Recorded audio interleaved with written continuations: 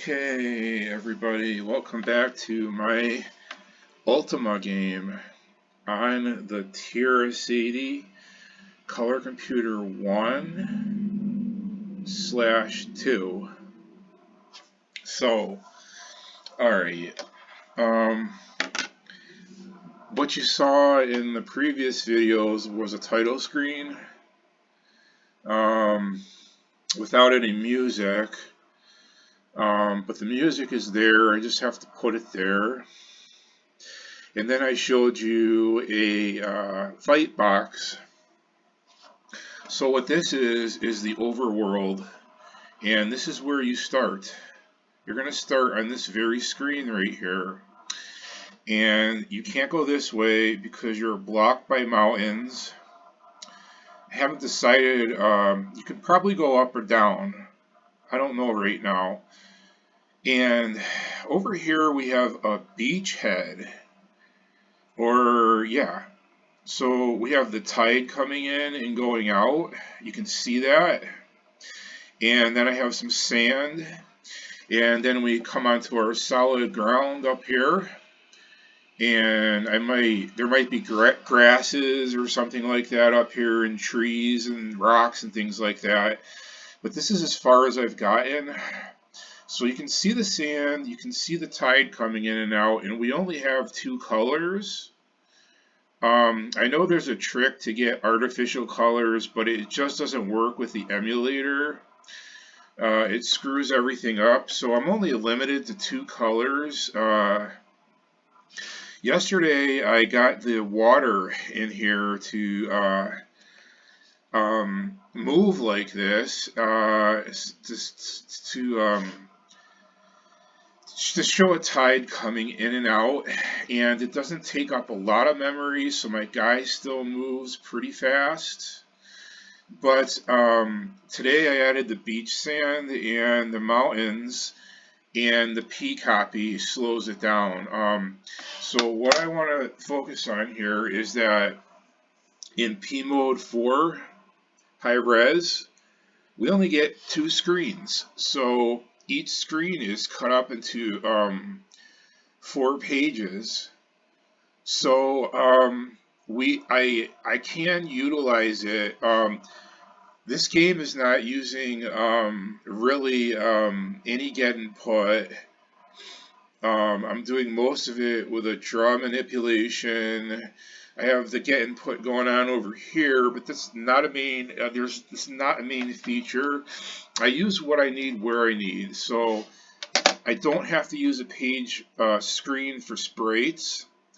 So since I'm using full screen, I have to P copy 1 to 5, 2 to 6, 3 to 7, and 4 to 8, and then back the other way. And we get a limited function. So now you're not supposed to be able to walk across these mountains, but I'm doing this to show the P copy in action. This is as good as it gets, and what I'm going to have to do is create a box around this guy, so that we're not getting a conflict with the tile, but it is being corrected. As you see, it doesn't disappear. It gets chopped up because of the way the draw manipulation is working. It's erasing the original and then replacing it. So I'm going to have to utilize a box, which is a good thing in this case, so that our character doesn't blend in like this with the background. I can't use a reverse mask. I might be able to, but it would be a lot easier just to use a box. This isn't a high capacity computer, so you have to have, and I said this before, you have to make exceptions to the rule if you want to get anywhere on this computer. As we walk across the sand, it's not as noticeable. The sand is not getting erased either. You know, There's going to be boundaries, so you can't cross into the water, you can't cross over the mountains. But there's going to be times where probably maybe or maybe not that I want to keep things in order here, so that when I do cross certain things, they don't get mixed up like this. And you know, to be honest with you, I can't remember how to do the reverse mask. If you want to refresh my memory, go ahead, but I think I'm going to opt for using a buffer box instead. It really doesn't bother me to have a box, and you have to um, be able to be tolerant enough to make exceptions to the rule. This isn't a high capacity computer by any rate, and I think anything to this degree is acceptable. I'm not going to get picky. So when we do go down here, we're going to move on to another screen, and the same way up here. The only difference is I don't know if I'm going to have my character train follow me. There are 3 other characters in the party, a wizard, another fighter, and another wizard. In some of the Ultimate games, especially the earlier ones, it doesn't have a character train. It just has it just shows the character who leads the party. It's usually ordered, so whoever's in first place leads the party. And I think I'm gonna leave it like that. But when you do go into a fight box, you see your entire party. I want to make progress on this game. I don't want to spend time doing tedious things right now. I want to try to make it functional. For right now, and what's going to happen is there'll be an enemy icon staggering around. He's not really going to chase you because I really don't know how to do that. I can make him stagger around, and you'll have to encounter him yourself.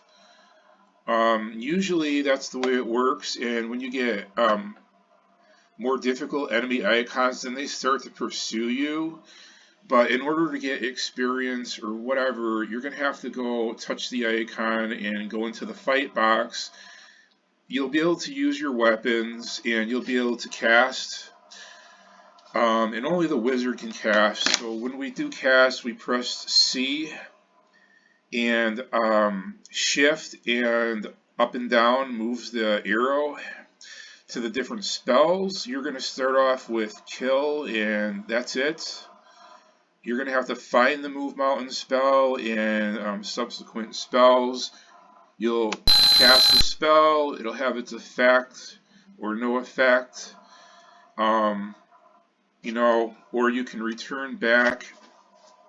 And so this whole thing has to be put together into a working game, and I'm doing this by myself as usual. I don't have someone collaborating with me. So it takes a lot of time, and I am, you know, still getting used to this, but I have a lot of ideas. You know, obviously we can't go out into the sea unless we have a boat. You're going to find the boat somewhere and eventually be able to cross this. And when you do get into the boat, it'll look like a boat, and you can find different lands or islands. This is as far as I've gotten. I don't know how many of you have ever actually played Warriors of Destiny or Ultimate Exodus or any of Richard Garriott's Ultima games, and but I want to make it very similar. It's not going to be a complete copy, but I am modeling it from those games. You know, I'm pleased to see that I can keep my animation in here and the character still moves with little distortion to the animation. I was happy to see that. I don't understand exactly how everything works. I have to analyze this code. It just went together pretty easily without a lot of fuss. Um, you know, so this is the main area I have to focus on here because there's a lot going on, and it's working out. I'm not. I'm making sure that when I do move my guy, it doesn't immediately go back to the joystick function. Otherwise, this water wouldn't move. It's going through an entire. Um, I focus all of my games on a joystick loop. So everything except for the screens being drawn, all of the action takes place according to joystick movements. And it goes through a loop where it checks for boundaries, animations, and anything like that. If anybody has any questions, feel free and please leave some comments down at the bottom. I haven't been getting as many views lately. I don't know why. I know you guys were at the Cocoa Fest. I don't know if that had anything to do with it, but viewership has gone down a lot.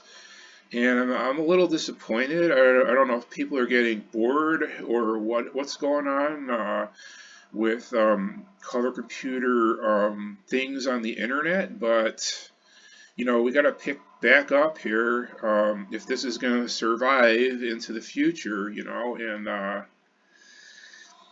I don't know what else to say right now. I'm going to end it here, and I will see you on the next video.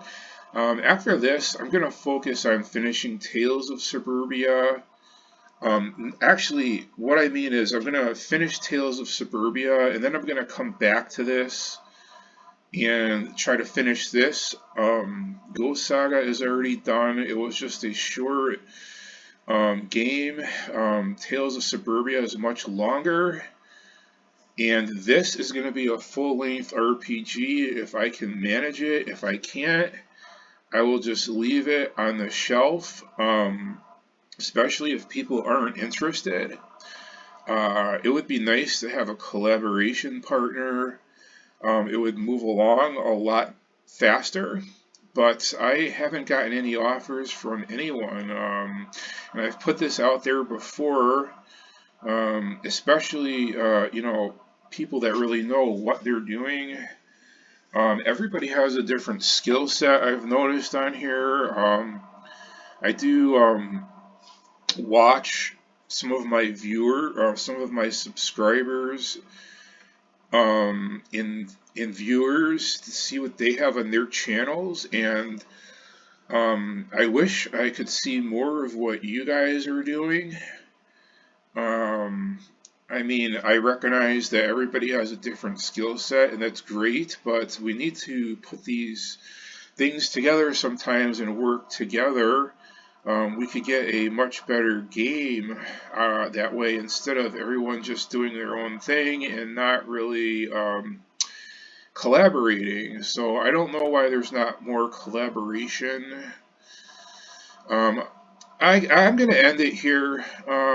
I will see you guys back in a few days. I'll have a Tales of Suburbia update, and I hope the viewership increases from here. I don't know. And thanks for watching. Alright, guys, take care.